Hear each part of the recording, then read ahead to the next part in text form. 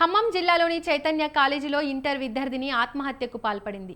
Yellandu cross రోడ్లోని Chaitanya college హాస్టల్లో తెల్లవారుజామున ఫ్యాన్కి ఉరివేసుకుని యోగితా నందిని అనే విద్యార్థిని సూసైడ్ చేసుకుంది. విద్యార్థిని ఆత్మహత్యకు గల కారణాలు తెలియాల్సి ఉంది. మృతదేహాన్ని పోస్టుమార్టం నిమిత్తం మార్చురీకి తరలించారు.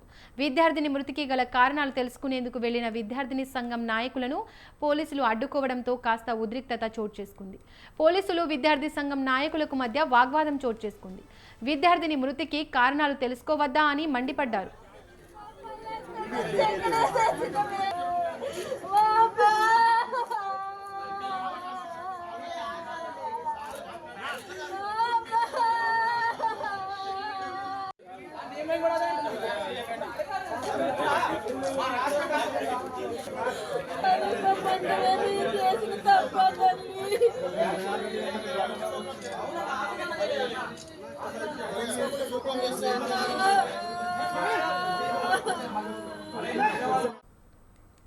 ఖమ్మం జిల్లాలోని చైతన్య కాలేజీలో ఇంటర్ విద్యార్థిని ఆత్మహత్యకు పాల్పడింది. ఇల్లందు క్రాస్ రోడ్లోని చైతన్య కాలేజీ హాస్టల్లో తెల్లవారుజామున ఫ్యాన్కి ఉరివేసుకుని యోగితా నందిని అనే విద్యార్థిని సూసైడ్ చేసుకుంది. ఇక ఇదే అంశానికి సంబంధించి మరిన్ని అప్డేట్స్ మా ప్రతినిధి వెంకట్రావు అందిస్తారు. వెంకట్రావు, చెప్పండి.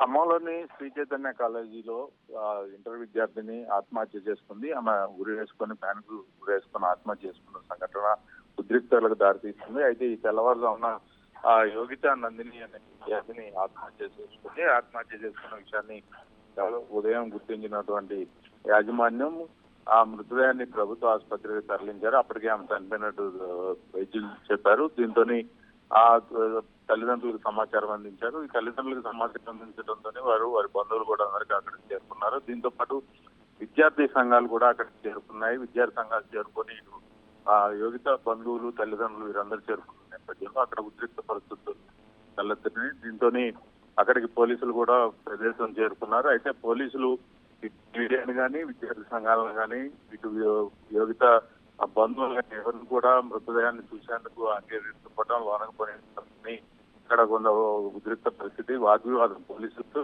ఇటు విద్యార్థి సంఘ నాయకులకు వాగ్వివాదం జరిగింది.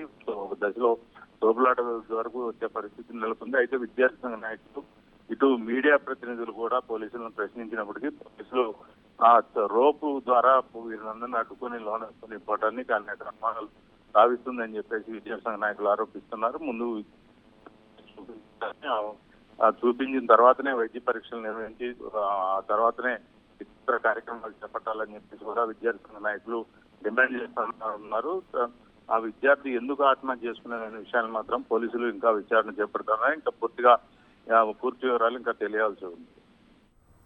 Thank you Venkatrao.